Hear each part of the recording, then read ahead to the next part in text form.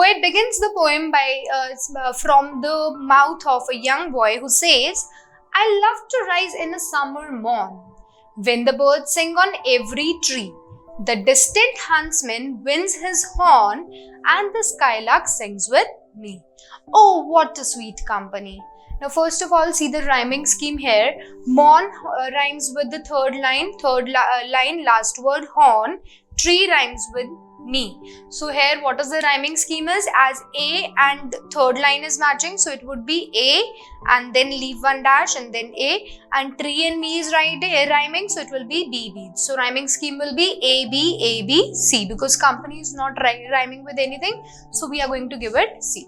Now what the child says, I love to rise in summer morn. Morn is what here? Morn means morning over here. It is shortened just to give you a rhyming effect over here. Now the kid says that he loves getting up in the summer morning. He loves getting up early in the morning when birds are singing. He loves listening to the chirping of the birds and feels that birds are just singing as they are sitting on the tree. And then he is just describing his surroundings as he gets up early in the morning, what all happens. He says that the birds are singing on the trees, and then he can also hear the horns.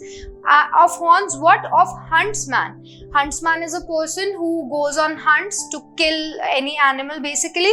So he can also hear the huntsman horn because of the wind. He can hear the sound of it, which is actually far, far away from him. He cannot see the huntsman, but he can only hear the sound.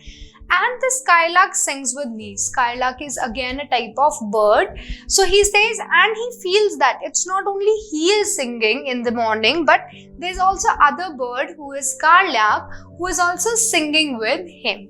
Oh, what a sweet company. Then the boy says that it is really good company when he is actually standing, looking throughout his window, or maybe standing in his balcony, and every other bird is singing. He enjoys the company of every bird and things which are singing and making noise in the environment. He just loves everything all. He loves getting up in the morning. But he uses the but word here to show a contrast over here. Like in the first paragraph, we saw that he's very joyful child who is enjoying everything. Now, but word will change the situation in the second paragraph. But to go to school in a summer morn. Again, morn here means morning. It is just a short form, just to give you rhyming effect. Oh, it drives all joy away. Under a cruel eye outworn, the little ones spend the day in singing and in dismay. Now, this is exactly what happens. Now, he says that but to go to school in the summer morn. But he says that, but I do not like going to the school early in the morning, especially in the summer morning, when the environment is so beautiful, the child does not like going to the school.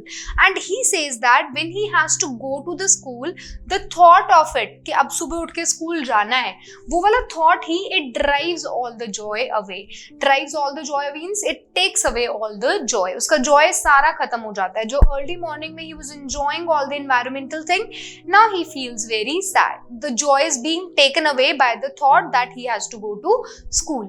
Under a cruel eye outworn. Now, cruel is someone who is very unkind. Outworn means outworn is like for a long period of time something is happening. Now he is actually calling his teacher a very cruel eye who is actually sitting on the kid's head for the whole day, and he's saying that he has to sit under a cruel eye. A person who is constantly looking at this boy, and person who's constantly telling him to study and to do all the things because he is in school, which he does not like, and that's why he's calling that person teacher here cruel, unkind. The little one spends all day. So he says that under a cruel eye, there is a person who is looking at him constantly, and the little ones are school going kids here to other students who have to spend there all day, sitting under the eye of the teacher, and the teacher is always actually telling the kids to do this, to do that, not to do, sit properly, study hard, and all these things teacher keep on telling. So in singing and dismay. So teacher is actually singing here, giving lectures to students, and students are in dismay. They are very sad. They do not like going to school at all. They hate the environment of the school, especially the school boy we are talking about. Then he says, then at times I drooping sit. Drooping is actually a very this part of face, very sad face. Like when you draw a smiley of sad face, you draw it like this, downward curve. So that is the meaning of drooping. So then at times I drooping sit and spend many an anxious hours. So he says that at times I am sitting with a sad face. I'm really sitting with a very sad face. My face is completely sad and I am spending many anxious hours. Anxious is uneasy. So he says, the child says that at times I am also spending uneasy hours sitting in the class. He's not comfortable. Anxious is not something who is very comfortable with it. So he says that I am not sitting comfortably in my class, but I am feeling very uneasy, as if I just want to get up and go out of the school. Nor in my book can I take delight. So he says that I cannot take delight, I cannot take pleasure in my book because my mind is not at a comfortable place. वो enjoy नहीं कर पा रहे. Though teacher is also teaching, students have opened their book, but he is not able to concentrate in his book. He is not able to enjoy anything in his book. Nor sit in the learning's bower, worn through the dreary shower. Then he says, nor I can sit in this class with the bower. Bower is again a very sad dropping face. He says, I cannot sit over here and learn when I am not even interested in learning, worn through with dreary shower. He says that it feels that he has been worn with all the dead shower, that all the negative things, negative thoughts, he's sitting over there in the class with all the negative thoughts in him, which are running in him. So this is what he says, that he does not take any interest while he is sitting in the class. He does not enjoy anything while he is sitting in the class. And what is the point of going to school when he cannot go and learn? This is the purpose why schools are there, why students they go to school in order to learn. But this kid says that I cannot take any pleasure, I cannot take any delight in learning. तो मुझे जाना ही क्यों है school? Now he is also giving examples that we will be reading on. Then the kid says that how can the bird that is born for joy, a bird which is actually born for the purpose of enjoying, to just enjoy and just move out freely, to fly freely in the sky, sit in a cage and sing. Now he's actually giving an example of a bird whose purpose is to fly in the sky but is in a cage and sitting. If you take away the freedom of a bird, and if you give the bird a golden cage, अगर आप एक bird को golden cage भी दे दो, एक सोने का cage दे दो, so what will happen? Will the bird enjoy the golden cage? No, because bird wants to fly. उसको आप जितने सुंदर से सुंदर केज दे दो, bird would still want that freedom. Bird would still want to fly high in the sky. So he is giving example of a bird and saying कि अगर आप bird को एक अच्छे से अच्छा cage भी दे दो and you just ask the bird to sing, bird is not going to enjoy because you have taken away the freedom of the bird. So similarly, how can a child when fears annoy but droop his tender wing and forget his youthful spring? So now he's talking that अगर आप bird के साथ ये कर रहे हो, bird is not going to enjoy. Similarly, how can a child who is having lot of fears annoy means to irritate. So he says that a child who is having lot of fears, who is insecure, जिसके पास बहुत सारे already वो डर रहा है एक बच्चा, and you break off its tender wings. Tender is something which is very weak, something who is very not very strong, you can say. तो अगर आप उस बच्चे के विंग्स ही तोड़ दोगे, like a बच्चा who is born to fly, who wants to learn lot of things, who wants to grow and want to fly, if you're taking off the wings, the tender wings of a child, and forget his youthful spring. तो जो time youthful spring where a child is supposed to grow and learn and know more about his environment, how a child can do it. तो अगर आप एक बच्चे को early age में ही pressure दे दोगे in a way, pressure of studies that no you have to study hard, no you have to come first in class, a lot of competition if you're giving to the child, then how a child is going to grow beautifully, how his youth is going to be very beautiful अगर उसका early part ही destroy हो गया, अगर वो early part में ही stress में है तो वो आगे जाके very beautifully वो कैसे as a person he would grow.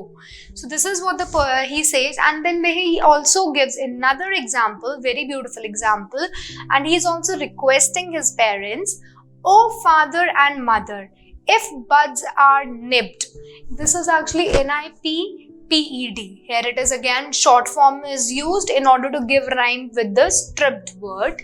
So now he is actually asking his father and mother, "Oh mother, oh father, if buds are nipped," buds are when a flower it blossoms, it starts with a bud, right? So एक bud होता है, वो फिर open up होता है and वो flower बन जाता है.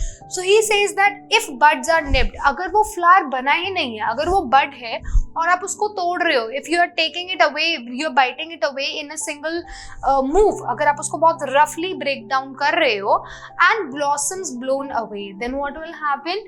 It's never going to blossom. वो flower बनेगा ही नहीं अगर वो bud टूट गया है, right? अगर वो plant में नहीं है bud, if you're just plucking off the bud and throwing it away, it will never going to turn into a flower. And if the tender plants are stripped, if the tender very small plants who are not very strong, अगर आप उन छोटे छोटे plants को ही तोड़ दोगे, pluck कर दोगे, of their joy in springing day, so by sorrow and careless dismay. So he says that all of their joy, अगर आप एक spring day पे उनको सबको तोड़ दोगे तो चाहे spring है चाहे autumn है, वो flower तो कभी बनेगा ही नहीं. It's never going to blossom again in their life. By sorrow and cares dismay. So what is going to have, what the plant is going to have is only sorrow, and the plant is going to have only dismay, sadness only the plant is going to have. So this is what the child is asking his parents, that agar if you're doing this to plants, if you're ruining the plants at a very early age, तो वो कभी flower तो बनेगा ही नहीं, ना ही वो plant कभी tree बनेगा. Okay, if you're taking off the plant from the soil at a very tender age, जब वो बहुत छोटा है तो वो प्लांट कभी ट्री बन ही नहीं सकता है.